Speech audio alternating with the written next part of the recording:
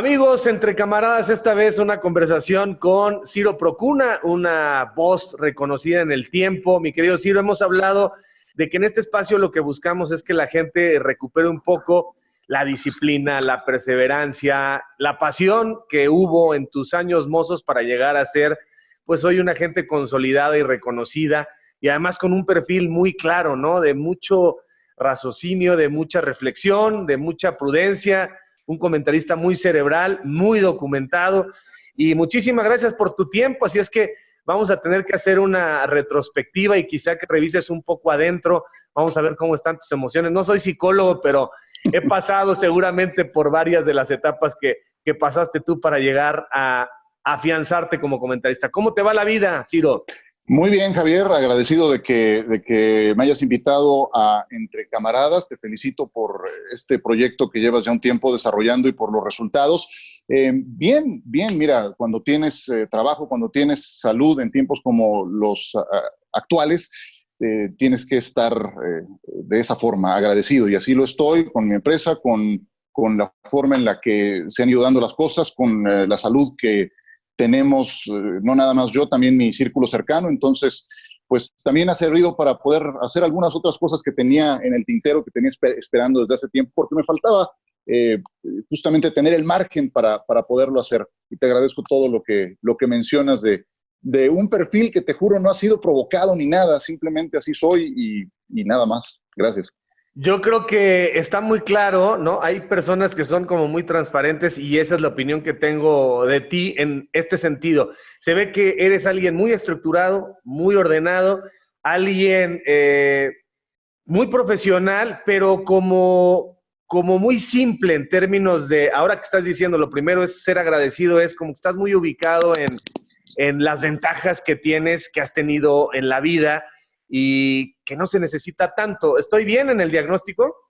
Sí, bueno, en esa parte de que soy ordenado, habría que preguntarle a mi esposa, a lo mejor te puede dar una opinión diferente en ese aspecto, pero bueno, de todo lo demás sí me gusta ser una persona de rutinas, por ejemplo.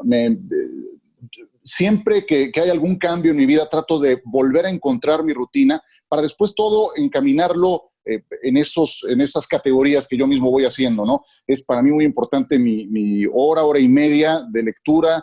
Soy todavía la vieja usanza. Ya perdí el hábito de los diarios, de los periódicos en papel.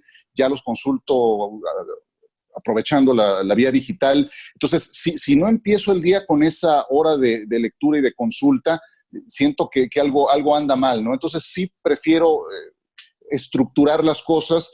Puede ser sonar hasta un poco aburrido, pero así me ha funcionado y así me gusta. Entonces sí creo que tiene mucho que ver con una manera de ser y así ha sido durante casi 30 años que llevo en esto.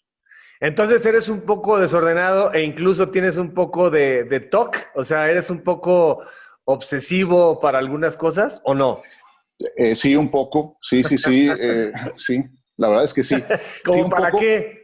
Por ejemplo, la preparación de un juego, y más si es de la NFL, que es yo creo que a lo que más tiempo le dedico, tiene que cumplir cierto procedimiento para poder completar todo el círculo y sentir que llego con todos los hilos listos para una transmisión. Sin embargo, cuando no se ha cumplido ese ciclo y cuando me quedo a lo mejor a la mitad y digo, bueno, ya no me dio el tiempo y pongo el piloto automático y entonces le doy para adelante como tenga que ser, también salen bien las cosas. Entonces, creo que también eso se provoca por la misma inercia que ya puedes llegar a tener con la preparación anterior. Pero sí creo firmemente en eso como una base de preparación en todo. Va a ser muy fácil que yo pueda saber qué cosas te dan alegría en la vida, pero es muy complicado cuando a alguien le preguntas, y además lo hago de arranque, ¿qué cosas te sacan del centro? ¿Qué cosas, aunque sean tontas e incontrolables, qué cosas te exasperan? ¿Con qué no puedes en la vida?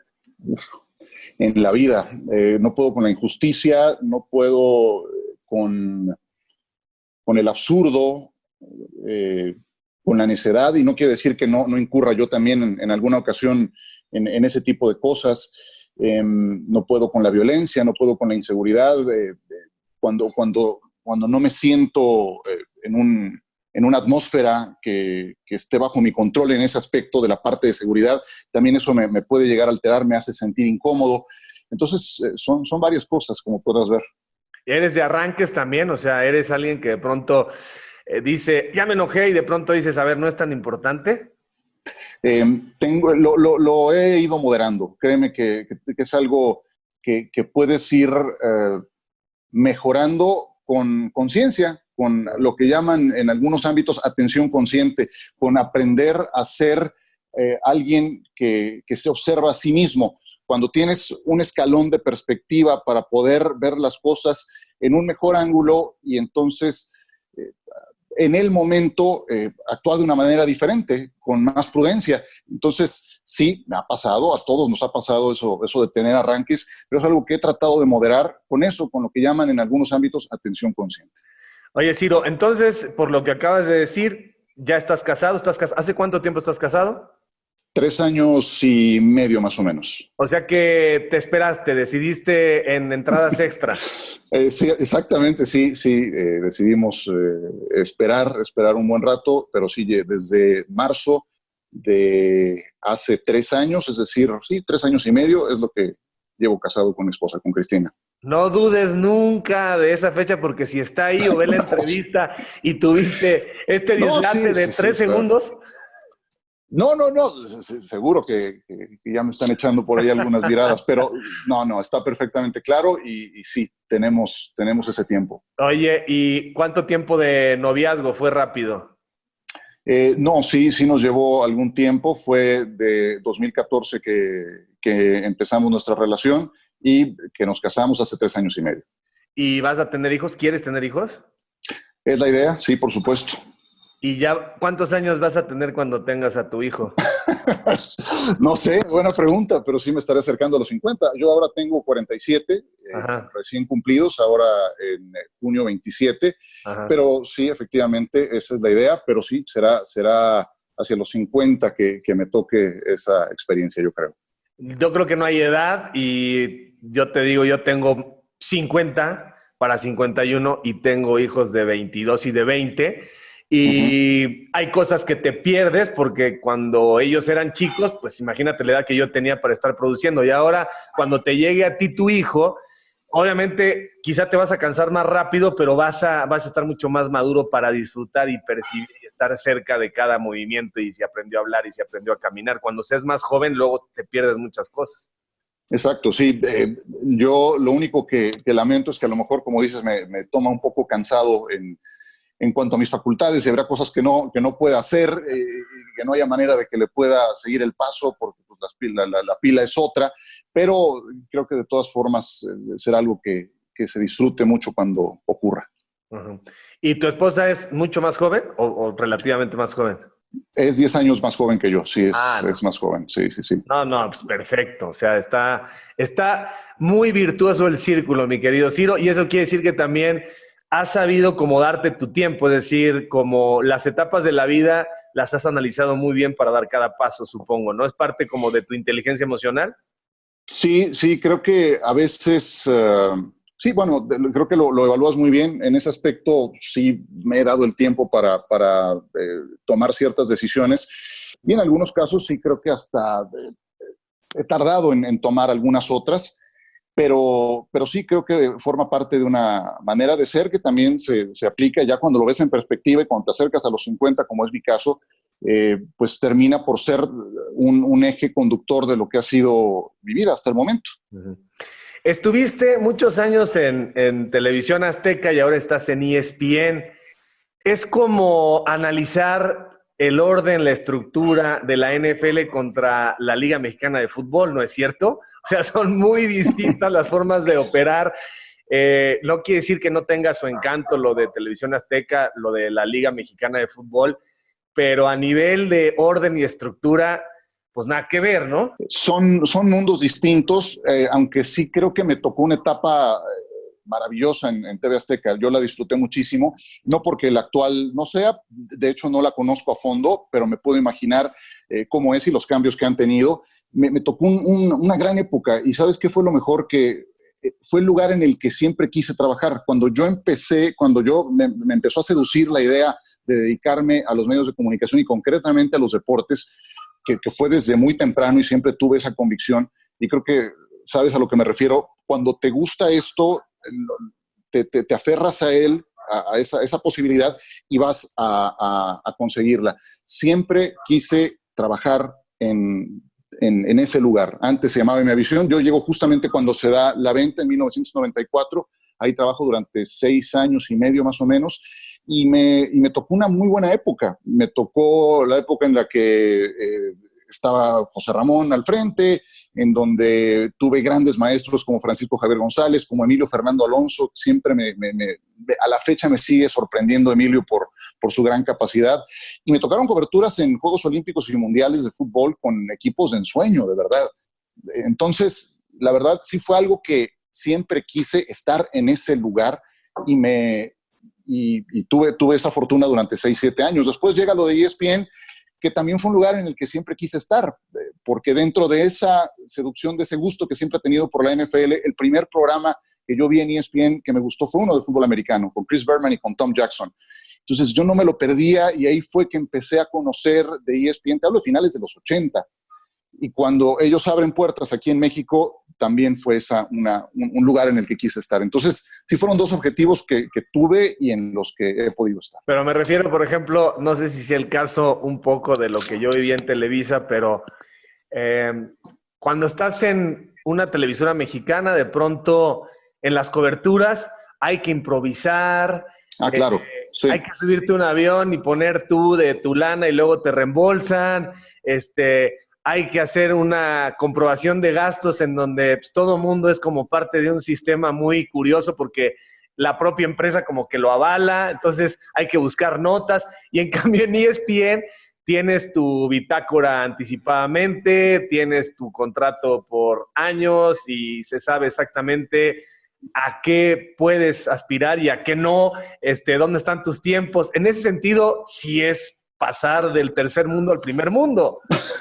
y sabes que también en esas épocas en las que coincidí en TV Azteca, pues llegó el momento en que era el 7 nóminas, porque haces tele acá, haces radio más acá, escribes en tal lugar. En mi caso, cuando coincidió todo eso, no nada más hacía radio. Con Francisco Javier empezamos la estación deportiva, Superdeportiva en 1998. Yo era el gerente, entonces yo tenía que estar a todas horas pendiente de lo que pasaba. Me encargaba de productores, reporteros, conductores, de los operadores, sindicatos, la relación con la parte de ventas. Entonces llega un momento en que tal cual, y no es que sea un apodo ahí inventado, no, llegas a ser el 7 nóminas porque estás por todos lados y eso le genera un gran desorden a tu vida. Cuando quieres tomar unas vacaciones, pues tienes que hacer malabares para tapar tantos hoyos en la pared para que todo se quede en orden. Aquí es muy diferente en ese aspecto y créeme que cuando llegas y le das el golpe a ese estilo de vida, dices, wow, esto es lo más parecido al primer mundo, a lo que siempre soñé. No porque lo otro no lo sea, tiene también su encanto, pero como que tenía más energía en ese momento para poder estar pendiente de tantas cosas. Y la verdad, sí. Uh-huh. ¿Y nunca has pensado en la empresa en que vivas permanentemente en Estados Unidos? Alguna vez se dio un acercamiento hacia el 2008. Me pasé una larga temporada por allá haciendo la Eurocopa de Naciones con Rafael Puente y con el ruso Brailovsky. Entonces, en algún momento hubo esa posibilidad. Yo lo que quería era narrar la NFL y me gustaba mucho la posibilidad de poderlo intentar y que fuera parte también de la oferta. No se presentó esa posibilidad en el momento, cambiaron después las prioridades, yo continué con lo que estaba haciendo y sí hubo alguna vez un acercamiento, no terminó por concretarse, pero pues ya imagínate, voy para 17 años trabajando acá. Cuando me pongo a ver que en Azteca no completé 7 años y acá llevo casi 17, pues ya es mucho más de lo que pude haber imaginado, ¿no? Han sido años muy padres también por acá. Vámonos, Ciro, a unos 40 años atrás. ¿En dónde naciste? ¿En qué colonia creciste? ¿Cuántos hermanos tienes? ¿Qué hacían tus papás? Mis papás, mi papá comerciante, mi mamá dedicada al hogar y a la educación de los hijos.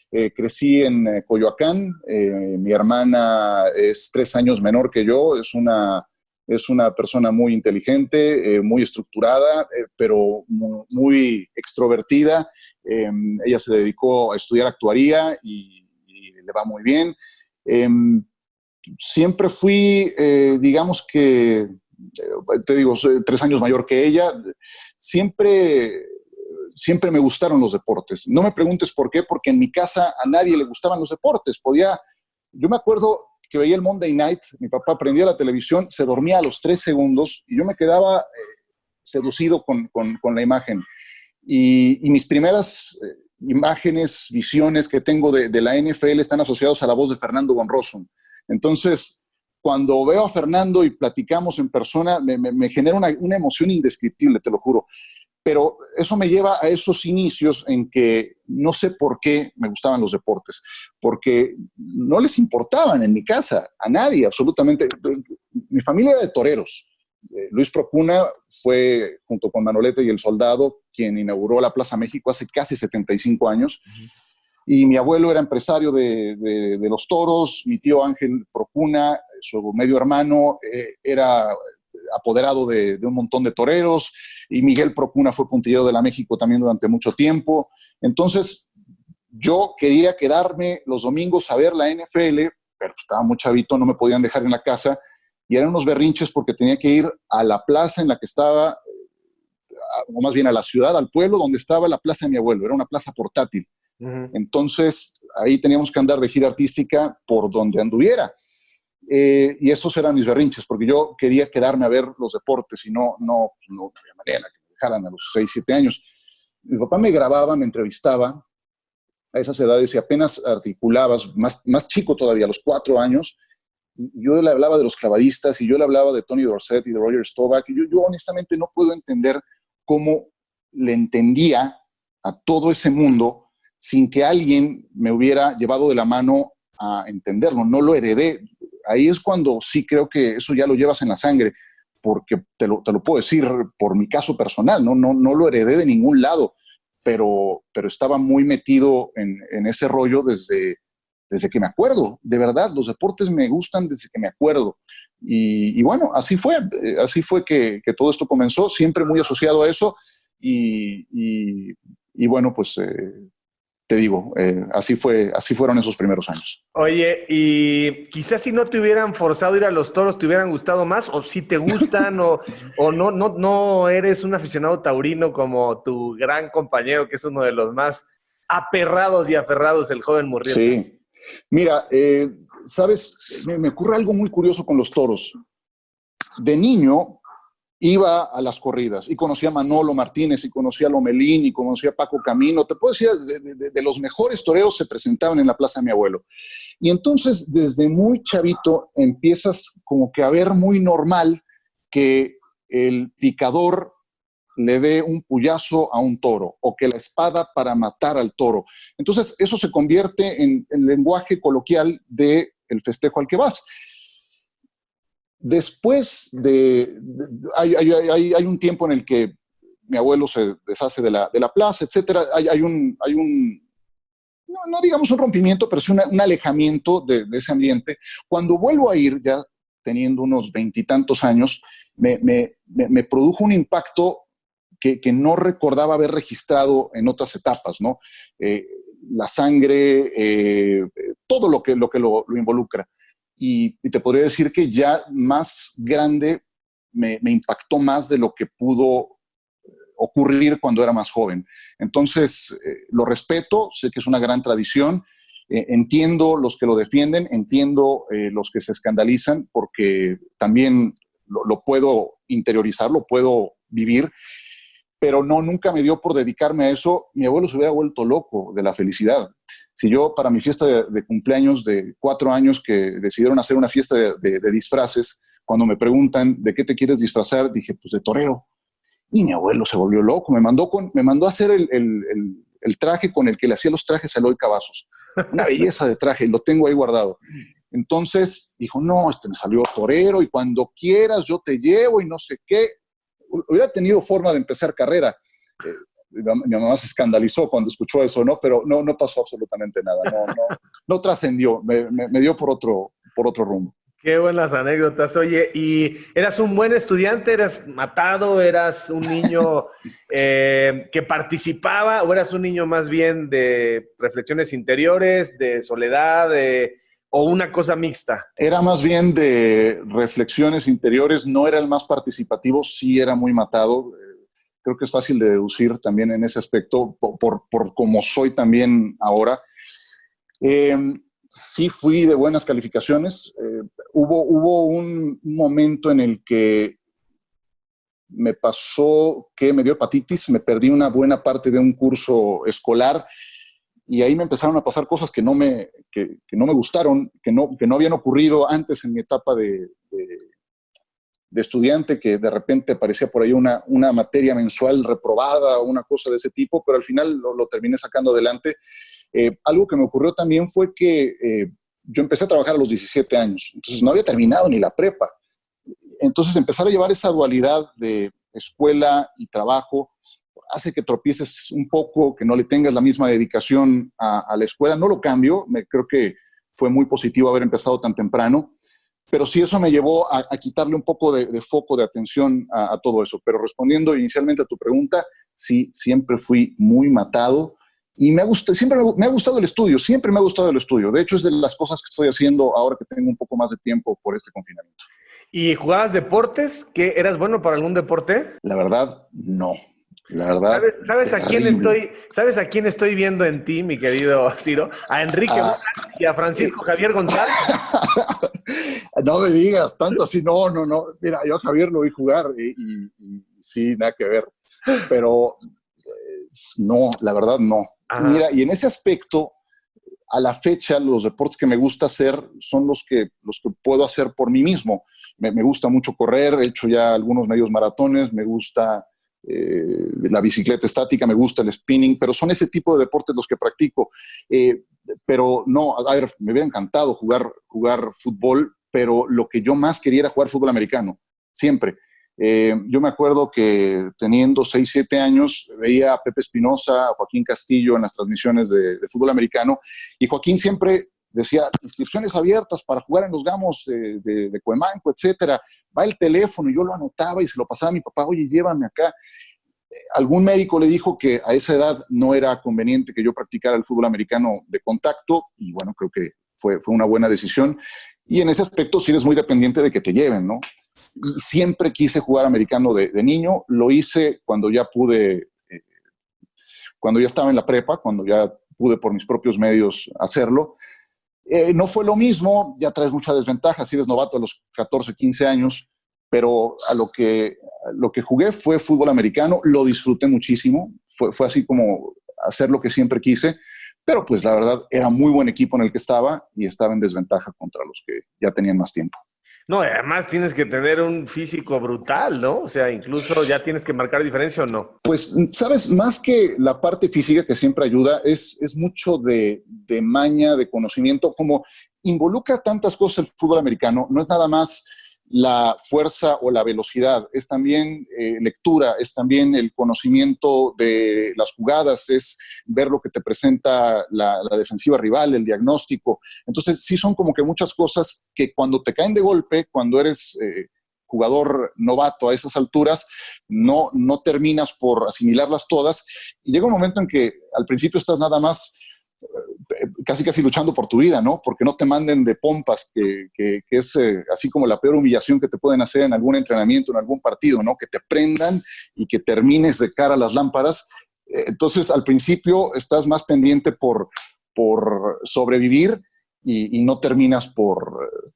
Bueno, fue lo que me pasó a mí, ¿no? Al principio no terminas por tener todos los elementos para, pues para que todo salga como tú quisieras. Oye, ¿tus papás viven, Ciro? Sí, afortunadamente sí, y gozando de buena salud, ambos. Qué bueno, no son tan grandes, supongo. Mi mamá cumple 70 este año, mi papá cumplió 72. Pues son Sí, jóvenes, si tú tienes 47, estamos hablando de que te 57, tuvieron sí. jóvenes, ¿no? Sí, sí, me tuvieron jóvenes hacia los 23, 25 de edad fue que me tuvieron. Oye, Sí. Ciro, ¿y fuiste a escuelas particulares? ¿A qué escuelas fuiste? Me formé en los colegios maristas desde el principio, primero en el Colegio México, ahí hice la primaria, en las calles de Mérida y Frontera. Me produce una emoción muy particular cada vez que paso por ese lugar. Tuve grandes maestros en ese sitio y grandes recuerdos. Después la secundaria la hice en el Instituto México, que está en Avenida Universidad y Popocatépetl, por ahí. Y luego la preparatoria la hice en el CUM. Ahí fue justamente donde jugué americano con los Gamos del CUM. También ver el CUM me produce una emoción muy particular. Y después la carrera la hice en el TEC de Monterrey, en el campus Ciudad de México. Ya. A mí también la calle de Mérida me produce muchos buenos recuerdos, pero por el bar Mérida, mi querido Ciro, que está ahí muy cerca. Ah, caray. No sé si lo conociste, el bar Mérida, pero está muy cerca. No, ese no lo conocí. Lo voy a poner en la lista de pendientes. Oye, si tú me lo recomiendas, lo pongo en la lista de pendientes. Oye, y te metieron la religión, digamos que casi por herencia. Después fuiste veredeando, o sea, ¿eres alguien practicante religioso o ya no? Bien lo mencionas. Desde primero de primaria, que yo recuerde, teníamos clases de religión y así fue toda la vida, toda la ruta. Mira, con el paso del tiempo he ido conociendo otras disciplinas, ya con otro criterio he analizado más las cosas y terminas concluyendo, al menos así ha sido en mi caso, que todo va hacia lo mismo. Simplemente son como que diferentes personajes, diferentes historias, las que tienen una y otra creencias, pero todo va hacia lo mismo. Mira, alguna vez me acerqué a estudiar un poco de Kabbalah, me gustó mucho lo que encontré y encontré puntos en común. Estudié algunos cursos de budismo, me gustó mucho y de ahí es donde sacaba lo que te decía de atención consciente y la importancia de meditar. Y bueno, la gente en el catolicismo te dirá, bueno, para eso rezas, ¿no? Es una forma también de interiorizar y de analizar tus acciones, etcétera. De acuerdo, pero hay cosas buenísimas que encontré en el budismo, ¿no? Creo que a la fecha lo que estoy tratando de integrar, y es una constante evolución en ese aspecto, es tomar lo mejor de todos los mundos. Sí creo que la formación católica que tuve me llevó a normar muy concretamente lo bueno y lo malo, a poner límites, a entender que sí y que no. Pero con el paso del tiempo, te digo, me he acercado a otras disciplinas. Acabo de leer un libro de Joe Dispenza que me parece fantástico, que es una especie de reprogramación mental de qué es lo que tienes que hacer interiormente como una práctica casi diaria. ¿Cómo se llama? ¿Cómo se llama? Yo he leído Joe Dispenza, pero no sé si este sea el libro. ¿Cómo se llama? Deja de ser tú, se llama. Sí, claro. Deja de ser tú. Es una reprogramación mental. Y él mismo te va diciendo qué es lo que vienes haciendo, por qué debes dejar de hacerlo y cómo tiene que ser la perspectiva correcta. Entonces, es una reprogramación mental. ¿Cómo la vas a lograr? Únicamente si eres capaz de observarte. Únicamente si eres capaz de observarte. Es un trabajo muy canijo, muy complicado, pero digamos que ya en la parte práctica, creo que esa es la neta. Y sí creo que ese es un libro que todo el mundo tendría que leer. De verdad, me ha cambiado mucho la visión. Y te digo, en esa integración constante, ese libro lo terminé de leer hace 2 semanas. En esa integración constante de en qué creer, cómo proceder, pues sigo metiendo este tipo de elementos que me están funcionando. Vámonos, Ciro, a esta parte. Dices que desde niño traías la onda de los deportes y vas creciendo, vas estudiando y seguramente es un poco lo que nos ha pasado a todos. A mí me pasó, ya estás fijo en la idea de querer transmitir deportes. Quizá en algún momento soñaste ser jugador de la NFL, cuando ya la realidad choca contra las no hay manera. Perspectivas, entonces dices, voy a ser alguien que comunique los deportes. ¿Cuál es tu primer contacto, aunque sea a nivel amateur o ya semiprofesional, con los medios de comunicación? ¿Quién te ayudó? ¿Tú lo buscaste? Siempre todos tenemos una anécdota ahí que es como vital conocer. Claro, sí. Mira, yo siempre tuve claro que quería dedicarme a esto, pero vamos ubicándonos en el año 1989-90. No tenías tantas universidades que tuvieran ni siquiera la carrera de comentarista de ciencias de la comunicación, mucho menos de comentarista deportivo, ¿no? Ciencias de la comunicación, esa no la tenían todos. Los talleres en que podías llevarlo a cabo no eran tan buenos. Te estoy hablando 30 años atrás, ¿no? Ubiquemos esa primera parte, pero yo quería eso. Fui bueno para las matemáticas siempre. Llega el momento en la prepa en que tienes que definir qué área vas a escoger para después la carrera. Y pues yo no sabía qué área iba a entrarle, porque a mí las humanidades nunca se me han dado en la parte académica. Y si iba a estudiar comunicación, tenía que entrarle a área 4. Y yo decía, no, yo estudiando lo de área 4 voy a tronar. Entonces me meto a área 1, matemáticas. Estuve a punto de meterme al ITAM a estudiar actuaría, pero en esas dije, bueno, tengo que asesorarme con gente que esté en esto, ¿no? Fue mi asesoría de carrera casi que hice. Y la primera persona con la que hablé fue Francisco Javier González. Hablé con Enrique Garay y con David Faitelson. Un día me fui a Imevisión, me metí, no era tan restrictivo como ahora, me metí a la redacción, ahí encontré a David y le dije, tienes 5 minutos, dame chance de hacerte algunas preguntas porque no sé qué estudiar. Lo mismo fue con Francisco Javier y con Enrique Garay. Ya me ubicaban de nombre porque era el típico aficionado que se la pasa hablando a los programas de radio todos los días. Y el nombre, pues, es pegajoso, o al menos no es tan difícil que se te olvide. Me ubicaban, pensaba que era más grande, tenía 17 en esa época. Todos coincidieron en decirme, mira, si no te late esa carrera, empieza y continúa estudiando, eso sí. Escoge lo que te guste, pero continúa estudiando. Uh-huh. Y si hay por ahí algo, te avisamos. Y así fue que el primer contacto al aire lo tuve el 30 de marzo del 91, en un programa que hacía Enrique Garay de fútbol americano en ABC Radio. Unas 3 o 4 semanas después pude entrar al programa de radio de Dos en el Área, donde estaba Francisco Javier con José Luis Lamadrid.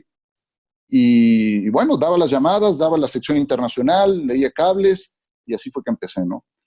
Y bueno, después de ahí conoces gente, entré a Stereo 100 con Luis Baraldi, y todo el inicio fue en radio, en 94 luego fue ya en televisión. No era tan restrictivo, pero llegar a la redacción de deportes en Imevisión pues es una especie como de hazaña, independientemente de que fueras el asiduo en las llamadas. O sea, ¿alguien te dijo, pásale o...? ¿Sabes qué pasa? Que yo antes de haberme, de esto que hice para consultar a David, ya había entrado varias veces a Imevisión. Había un programa que me encantaba, que hacía Andrés Bustamante con Alejandro Aura, que se llamaba Entre Amigos. Ajá. Te estoy hablando inclusive antes, tal vez del año 88. Entonces, yo un día hablé a la producción de Enrique Strauss para preguntar, oigan, ¿qué día graban? No sé qué tanto. Oye, ¿se puede ir? Sí, claro, se puede ir. Entonces me hice presente ahí un jueves a las 11 de la mañana, me pidieron una identificación. ¿A qué viene? No, pues vengo a ver la grabación del programa Entre Amigos. Ah, pásele. Me pusieron un sticker y entré. Y así, curioseando, empecé a ver programas detrás de cámaras. Obviamente yo iba a ver a Andrés Bustamante y entonces ubiqué la redacción y así fue. O sea, ya conocí el caminito porque ya había ido a ver a Andrés, que fue también uno de mis primeros ídolos cuando hice este programa con Alejandro Aura. Oye, y estás muy clavado, y además así lo he percibido, en que justamente era Imevisión el lugar en el que querías estar por la gente que estaba ahí, porque no tenías simpatía o empatía por Televisa y lo que se hacía en Televisa, pero tiene que ver con la asociación de Televisa con el poder o el estilo de narración o qué era ¿por qué no mencionas yo quería estar en algún medio de comunicación? Y fuiste muy claro en decir, no, yo quería estar en Imevisión, ¿no te gustaba lo que hacía Televisa? No, ¿sabes? Sí me gustaba. O sea, de hecho, el primer narrador que a mí me encantó escuchar era Gerardo Peña. Ajá. Me fascinaba escuchar a Gerardo Peña. Sus narraciones emocionantes como pocas. No podía evitar que así fuera un gol del América a mi Cruz Azul, a nuestro Cruz Azul. Sí. Me emocionara. Yo sé por qué me emociona el grito de gol de este señor si le acaban de meter un gol a mi equipo. Pues era el relato de Gerardo con esa dinamita, con esa pólvora difícil de igualar. Entonces yo te diría que el primer relator que me sedujo fue justamente Gerardo Peña. Pero ya en la parte de comentario y de análisis, siempre fui más afín con el estilo de José Ramón, que era más crítico, más frontal, más aventado, más, pues sí, también como dices, contrasistema. Me gustaba la mancuerna que hacía con Raúl Orbañanos, porque eso era lo que se veía en ese entonces. Y yo decía, yo quiero estar ahí, yo quiero estar con ellos. Y luego se incorpora Francisco Javier y yo te podría decir que si hay alguien que influyó en mi carrera de manera más notable, pues fue Francisco Javier González. Entonces, como que hubo mucha gente, Pepe Espinosa, bueno, Pepe es el que más me ha gustado también en la parte de deportes como NFL, etcétera. Entonces, sí creo que fue el personal y el estilo más frontal de José Ramón el que me sedujo por Imevisión y el que me hizo querer estar ahí. Me da la impresión de que tuviste una familia, regresando un poco a Infancias Destino, una familia muy funcional, una familia cariñosa, muy formadora, ¿no? Padres muy cercanos. No has hablado mucho de tu mamá, pero supongo que era una madre cercana, de esas con la chancla, el gancho o el cinturón de ser necesario, pero el poder del convencimiento. O sea, creo que creciste con contención, con cariño, con valores. Cuando empiezas a decir quiero ser comentarista y se empiezan a dar cuenta tus papás que los pasos son fuertes y son seguros, ¿hay incredulidad? Te dicen, Ciro, por favor, ahí no llega nadie, es muy difícil llegar ahí, o dijeron, persigue tus sueños, nunca dudaron. ¿Cómo fue? Fue más bien el segundo escenario que planteas. Siempre fue, te apoyo en lo que decidas, te apoyo en lo que escojas. A lo mejor me hubiera servido un poquito más de orientación vocacional, pero esa, digo, tampoco la puedes, la terminé consiguiendo cuando me asesoré con gente que estaba mucho más metida en el medio, pero lo que siempre tuve de parte de mis padres fue ese apoyo de dedicarme a lo que yo quisiera. De mi papá, te apoyo a que te dediques a lo que quieras. Mi mamá, vas, pero termina una carrera. Vas, pero termina una carrera, que además conjugaba perfectamente con lo que me recomendaba la gente que ya se dedicaba a esto, ¿no? Me recuerdo que me dijo Francisco Javier González, me dice, mira, yo soy contador público. ¿Tú crees que lo ejerzo? No. Pero me dio criterio, me terminó de formar. Entonces, elige algo que te guste y dale. Y me dice, José Ramón es administrador de empresas, Pepe Espinosa es ingeniero químico, etcétera, etcétera, etcétera, ¿no? Y así puedes avanzar. Garay es administrador de empresas. Entonces, y sí creo que eso te termina de formar, te da criterio y finalmente, aunque no haya sido algo a lo que me dediqué, yo estudié mercadotecnia, sí me ayudó a terminar de formarme y también a poner las bases para otras cosas que también tarde o temprano estaré intentando. Entonces, siempre hubo ese apoyo familiar, pero sí hubo esa como que condición de parte de mi mamá, termina una carrera porque también tienes el apoyo de parte de nosotros para que así pueda ser. Ciro, eres otro caso autodidacta, ¿verdad? Nadie te enseñó, nadie te explicó y al mismo tiempo no te mimetizaste, trataste de entender que había que establecer un estilo propio. ¿Eso lo fuiste pensando en el camino? ¿Y quién te dijo o cuándo entendiste que eras bueno para narrar y para conducir? Porque como muchos, no venimos de un proceso donde te ponen la cámara, o sea, es todo sobre la marcha, aprenderlo, o sea, es muy difícil programarlo. Ya hoy hay gente que viene muy especializada en periodismo, en la Carlos Septién, en la Raúl del Campo, que no es propiamente lo mismo, pero muchas universidades que tienen la carrera de Ciencias de la Comunicación, y yo sigo recomendando lo mismo que estás diciendo, que no estudien Ciencias de la Comunicación, aunque después pues lleguen los académicos y me castiguen y me repriman, pero ¿quién te enseñó? Nadie. No, nadie. Fui tomando lo que me gustaba de aquí, de allá, pero finalmente sí con una base muy propia.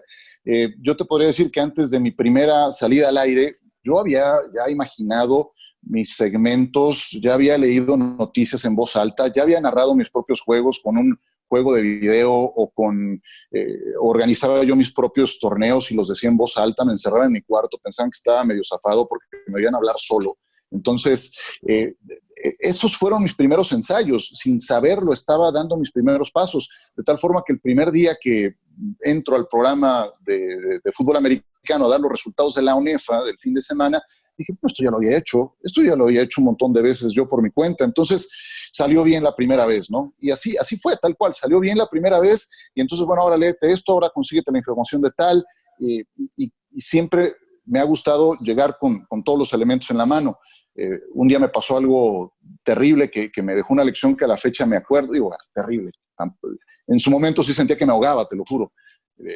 1991, Juegos Panamericanos, creo que me estoy desviando un poco de tu pregunta, pero esta se me quedó.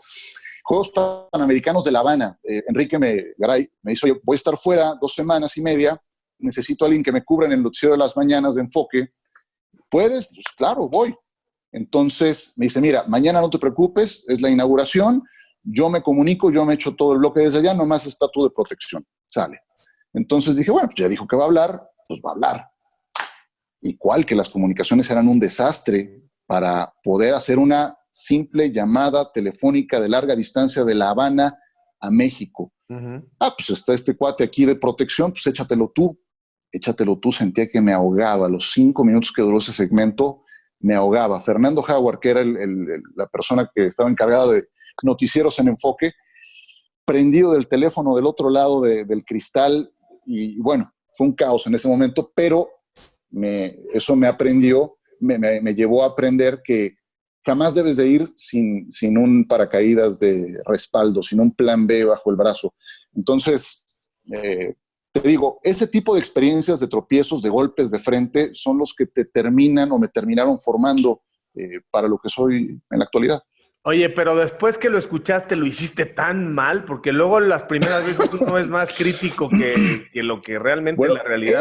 Ese día fue un desastre. Ese día sí fue un desastre, te lo juro. Y no culpo a Fernando, que tiraba espuma por la boca, según me dijo el productor Jaime Cepero esa mañana. Ese día sí fue un caos, fue horrible. Me tuvo que entrar a rescatar el conductor, ¿no? Ramsés Ancira, y luego Enrique Quintana. Entonces, bueno, ese día sí estuvo del cuerno, pero sí aprendí una lección muy importante. Oye, Ciro, y reportear es como básico, como elemental, como fundamental, pero es la parte que todo mundo trata de evitar, y sobre todo, no sé si te pasó, pero ir a los baños Margarita y al gimnasio Jordán, y ahora cúbrete el Nacional de Pentatlón Moderno, que sabes que nadie va a llevar, y bueno, a veces ni cámara. ¿Te tocó esa parte del proceso? Me tocó, pero en la parte de fútbol. Entonces me tocó ir a cubrir al Atlante y al Cruz Azul en el Seminario Menor de Acoxpa, me tocó ir a Cuapa, a cubrir al América, a la cancha 2 de los Pumas en Ciudad Universitaria, también para cubrir a Universidad. La Noria recién lo habían abierto. Me tocó esa transición cuando dejan de estar en el Seminario Menor y abren la Noria. ¡Wow! Esas eran las épocas en las que estaba de reportero. Pero, ¿sabes, Javier? No se parece nada a la actualidad. La actualidad, esas conferencias de prensa restrictivas donde no tienes manera de hacer lo que en inglés le llaman un follow-up, una pregunta de seguimiento, continuar, donde no, es nada que ver. Mira, me tocó, cuando yo hacía Pumas, yo me sentaba en la banca de ahí de la cancha 2, estaba a mi lado Miguel España, Tato Noriega, luego salía el Tuca Ferretti, ahí traté el Tuca por primera vez, era bien buena onda. Y también en cierto ámbito sigue siendo buena onda. Yo sé que proyecta otra. Fue de mis primeras entrevistas el Tuca. Me entrevisté a todo el equipo de Pumas del 91 que fue campeón con Miguel Mejía Barón. Pero tenés esa cercanía, podías ver el entrenamiento completo, podías entrevistar a los que quisieras, te soltaban el teléfono sin bronca. Entonces, eso ya no lo tienes ahora.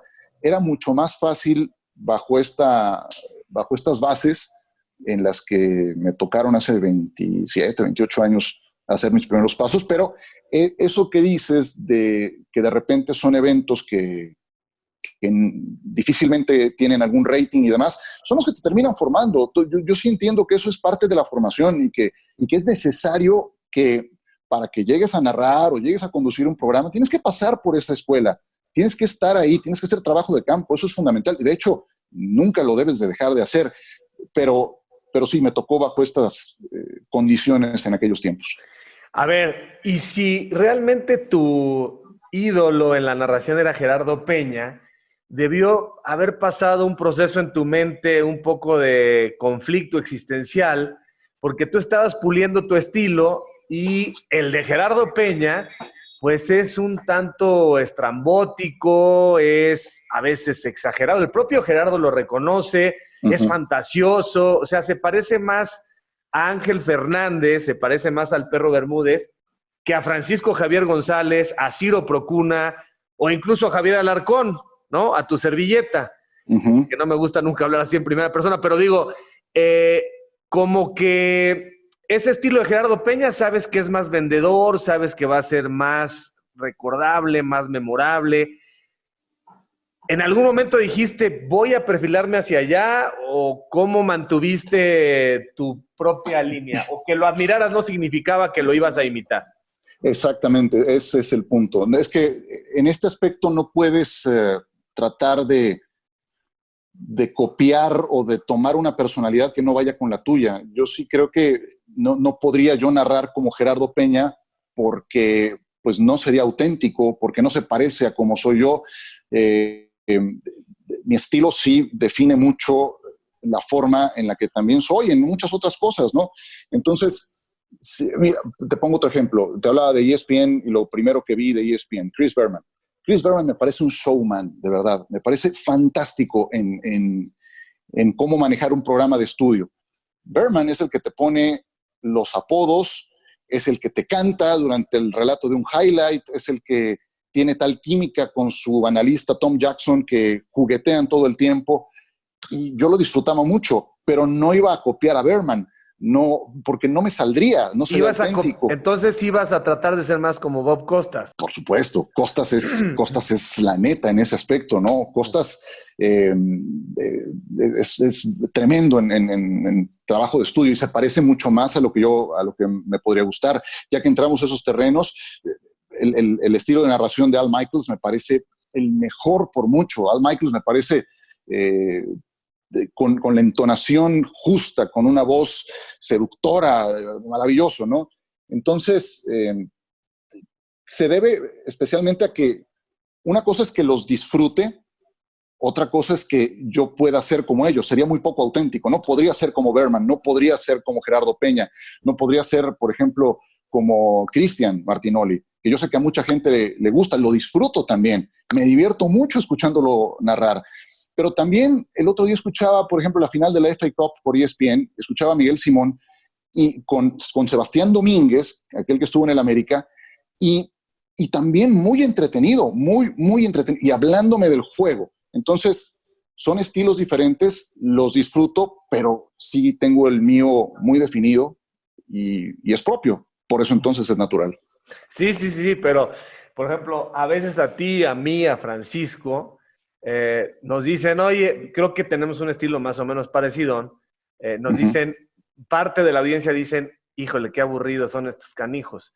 Pero hay una parte de la audiencia que dice, ese es el estilo que me gusta, es un estilo en donde se evita, con todo respeto para los demás, que también se vale, ¿no? Se evita un poco, no sé si es la pretensión, pero se evita un poco que la voz sea la estrella, sino que el propio juego sea y los futbolistas sean las estrellas y con cargas de crítica prudentes, fundamentadas y que no, digamos, necesariamente hagan escarnio, ¿no? Pero en fin, me parece muy válido porque justo eso es lo que marca las diferencias entre ciertos comentaristas y los que están hechos en serie, ¿no? Y sería la recomendación, cada quien tener su propio estilo y creo que la gente entiende el tuyo. A mí me gusta mucho cómo narras el fútbol soccer, obviamente el americano, no sé lo que sabes tú, pero me gusta mucho ese estilo, me gusta mucho Roberto Gómez Junco como analista, a pesar de que hay otros analistas que son, digamos, más extrovertidos y más showman, pero a mí me gusta mucho y a Roberto también a veces le dicen que es un ladrillo, pero bueno, esto es como, no somos sábado para caerle bien a todos. Eso es muy cierto. De repente, yo no puedo entender cómo alguien como Al Michaels no le guste a todo el auditorio en Estados Unidos. No, tiene gente que no le gusta. O un analista como Tony Romo, que parece que lo reúne todo, ¿no? Y que lleva apenas poco tiempo en CBS, pues también tiene sus detractores y simplemente es lo que tú mencionas. No somos monedita de oro, tienes que tomarlo con con la serenidad, sin que te saque de tu centro, sin que te lleve a querer adoptar otros estilos que no vayan con el tuyo. Yo creo que de todo se puede un poco. Y algo muy importante que uno como narrador puede tener es química con su analista. Yo te podría decir que alguien con quien tuve extraordinaria química es con el ruso Brailovsky. Cuando narramos por mucho tiempo, cuando coincidimos en ESPN, el ruso lo reunía todo, era un tipo, lo reúne todo, es un tipo entretenido, es un tipo simpático, es alguien que además te habla de fútbol y con el que puedes medio darte lata, con el que fuera de micrófonos te llevas estupendamente y entonces logras ese pimponeo para que fluya y salga adelante una transmisión. Y no tiene que ser la más documentada, pero sale, funciona, es entretenida, hablaste del juego, no lo descuidaste, entonces sí creo que se puede encontrar eso, muy importante para lograrlo, la química con tu analista. Esa va a ser una fórmula fundamental. Sí, el ruso es un animal de televisión, ni siquiera se dio cuenta, ahora hasta Sí. los anuncios de Sky, y Uh-huh. aparte sencillo, entonces ya sabes lo que quiero decir, ¿no? Aparte sencillo. Ciro, dos últimas preguntas agradeciéndote el tiempo. ¿Qué te falta? ¿Tienes algún proyecto que rompa paradigmas? ¿Qué te imaginas en los medios de comunicación que puedes todavía crear o generar? ¿Tienes alguna idea o algo que consolidar, si es que se puede, obviamente, comunicar? Supongo que sí, porque veo que eres como que vas a tu paso, pero después vas tocando la campana, por llamarle de alguna manera. Sí, yo te diría que más bien estaría relacionado con otros ámbitos, lo que me interesaría hacia lo que viene por delante concretar. Y para eso estoy preparándome y estoy estudiando, ¿no? Sí creo que tiene más que ver con otra parte que pueda hacer, además de esto, que es lo que me ha dado de comer todo este tiempo, que es lo que más disfruto y lo que podría seguir haciendo toda mi vida. Mira, algo que esperé por muchos años, no sabes cuántos, fue poder narrar la NFL. La temporada que terminó fue la primera en que pude hacerlo. Me tocó hacer el Sunday Night Football, que además es el mejor juego de la jornada, ¿no? Entonces, eso tardó en llegar, se pudo dar y quisiera que eso continuara por mucho tiempo, ¿no? Uh-huh. Esa es como que mi asignatura primordial en lo que me dedico. Uh-huh. Y lo otro tiene que ver más bien con otros ámbitos. Quiero explorar otras cosas que no tengan tanto que ver con esto para tiempos como los que estamos viviendo. Entonces, va más bien vinculado a otro territorio. Pues, Ciro, muchísimas gracias por el tiempo. La última pregunta que siempre hacemos es un poco macabra, pero ya ves que siempre estoy inventando babosadas, pero bueno, dice mucho de las personas y es, si te enteraras que en una hora te vas a morir, tienes una hora de vida. Estás ahí, estás aquí en la Ciudad de México, supongo que tu esposa está ahí cerca, pero ¿a quién llamarías o de qué te arrepentirías o qué comerías o qué harías, qué pensarías? O sea, imagínate que pues en una hora ya te nos vas para arriba. Uf, es un poco macabra, dices, esa fue una recta de 98 millas, cara. Bueno, mira, tengo muy ubicados los lugares que me gustan, entonces seguramente elegiría uno de mis restaurantes favoritos porque además disfruto mucho de la comida, disfruto mucho de una buena comida, entonces sí creo que lo podría invertir con mi esposa, con mi gente más cercana, comiendo en nuestro lugar favorito. ¿Qué se llama? Es que tenemos varios. Uno con el que tengo un gran vínculo es Casa Portuguesa, que está en Polanco. Es muy importante ese lugar para nosotros, entonces creo que sería ese el lugar que elegiríamos. Me comería un bacalao silvestre, le llaman, que es delicioso, con un buen vino verde, e invertiría esa última hora con mi esposa. Desde luego trataría de tener contacto con... Me lo estoy imaginando y me está llegando, te lo juro. y trataría de tener contacto con mi gente más cercana, con la gente que más me ha influido, al menos un telefonazo o algo, por supuesto con mis padres, con mi sobrino, con mi hermana. Yo creo que así lo invertiría. Y con la tranquilidad de que a estas alturas he hecho, al menos a nivel profesional y personal, gran parte de lo que siempre quise, con esa satisfacción. Ya ves, es un muy buen ejercicio. Es un muy buen ejercicio porque dices, pues a este día, empezando el mes de agosto, estoy en paz, estoy tranquilo y no tengo, ¿no?, grandes alteraciones. Te va a servir para que tengas un mejor fin de semana. Mi querido Ciro, muchísimas gracias por tu tiempo. En el camino andamos y gracias por compartir las anécdotas y los detalles de tu vida. Javier, muchas gracias, lo pasé estupendamente, te felicito, te mando un abrazo con el respeto y admiración que te tengo y pues aquí andamos, a la orden, mantente seguro y que todo salga bien. Así que camaradas, por favor, no dejen de seguirme a través de todas mis redes, de suscribirse a mi canal, dale a la campanita, dale like, no te olvides de dejarme tus comentarios, yo mismo estaré respondiendo. Cambio y fuera, camaradas.